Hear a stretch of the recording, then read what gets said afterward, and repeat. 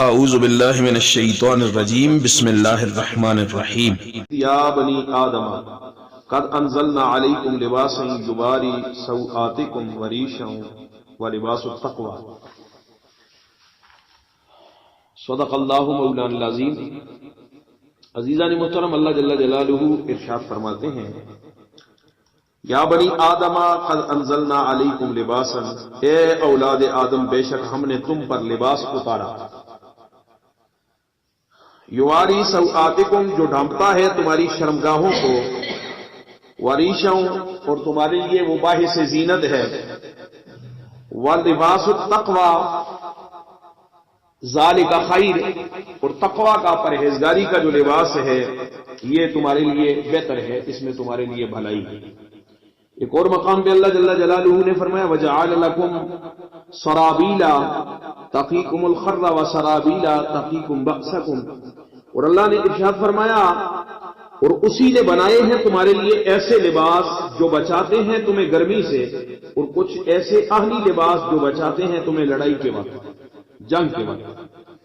حضرت ابن عباس رضی اللہ تعالی عنہما سے مروی ہے کہ حضور علیہ السلام نے فرمایا سفید کپڑے پہنا کرو،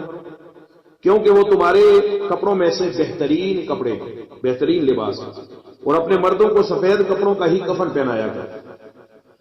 اس حدیث کو ابو داؤد اور ترمذی نے روایت کیا، اور حضرت سمرہ رضی اللہ تعالیٰ عنہ سے مروی ہے، فرماتے ہیں کہ حضور علیہ السلام نے فرمایا سفید کپڑے پہنا کرو، اس لیے کہ وہ پاکیزہ اور عمدہ لباس ہوتے ہیں، اور انہی میں اپنے مردوں کو دفنایا کرو۔ اس حدیث کو نسائی نے نقل کیا، حاکم نے نقل کیا، اور حضرت براء رضی اللہ تعالیٰ عنہ سے مروی ہے، فرمایا حضور علیہ الصلوۃ والسلام کا قد درمیانہ تھا، اور میں نے آپ کو سرخ کھلا زیب تن کیے ہوئے دیکھا، میں نے آپ سے حسین تر چیز کبھی نہیں دیکھی، یعنی آپ سے زیادہ حسین میں نے کسی کو نہیں دیکھا۔ اور یہ بات تو جبرائیل نے بھی حضور کی بارگاہ میں کہی، انسان تو پھر زمین پہ رہتے ہیں، کہ جبرائیل سے حضور علیہ الصلوۃ والسلام نے پوچھا تو اس نے عرض کی یا رسول اللہ صلی اللہ علیہ وسلم، میں زمینوں اور آسمانوں کے مشرق و مغرب پھرا ہوں، لیکن آپ جیسا حسن و جمال والا میں نے نہیں دیکھا۔ تو اللہ سبحانہ تعالیٰ جل مجدہ الکریم کے ارشادات بھی آپ نے سنے، نبی رحمت صلی اللہ تعالیٰ علیہ وسلم کی حدیث مبارکہ کہ حضور نے فرمایا لباس انسان کے لیے اللہ سبحانہ تعالیٰ جل مجدہ الکریم نے اتارا ہے۔ اللہ خود فرماتا ہے میں نے تمہارے لیے لباس اتارا تاکہ یہ تمہارے ستر کو چھپائے۔ اب اللہ سبحانہ تعالیٰ جل مجدہ الکریم اپنے بندوں کو ہر اعتبار سے وقار، زینت عطا فرمانا چاہتا ہے۔ اللہ یہ چاہتا ہے کہ میرے بندے جو ہیں وہ تقوی اور پرہیزگاری کی حالت میں زندگی گزارے، اور آج بندوں نے خود اپنے لباس اتار دیے۔ وہ ایک واقعہ میں نے کہیں پڑھا تھا، ایک یونیورسٹی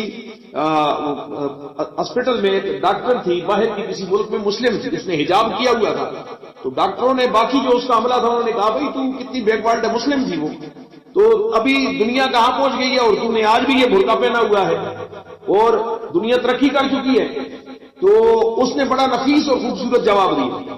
اس نے کہا جب انسان دنیا میں آیا تھا تو اس کو رہنے سہنے کا طریقہ پتہ نہیں تھا، تہذیب سے نہ آشنا تھا، جب یہ تہذیب سے نہ آشنا تھا تو اسے لباس پہننے کا بھی طریقہ نہیں آتا تھا، نہ لباس بنانے کا طریقہ آتا تھا، تو کوئی درختوں کے پتے چمڑے وغیرہ باندھ کے وہ اپنا سطر چھپایا کرتے تھے۔ پھر آہستہ آہستہ انسان نے ترقی کی، اس نے لباس بنانا سیکھا، کپڑا بنانا سیکھا، لباس بنائے، لباس پہن کر اس نے زینت اختیار۔ زمانے کے گزرنے کے ساتھ ساتھ لباس میں تبدیلیاں آتی گئیں، اور انسان جو ہے وہ باحیا بھی ہو گیا اور باپردہ بھی۔ اور تم یہ سمجھتے ہو کہ لباس اتار کر تم نے ترقی اختیار کر لی ہے، حالانکہ ایسا نہیں ہے۔ تم نے لباس اتار کر پھر وہی جاہلیت والا دور جو ہے اس کو اجاگر کر دیا ہے، جب انسان کو لباس پہننے کا طریقہ نہیں آتا۔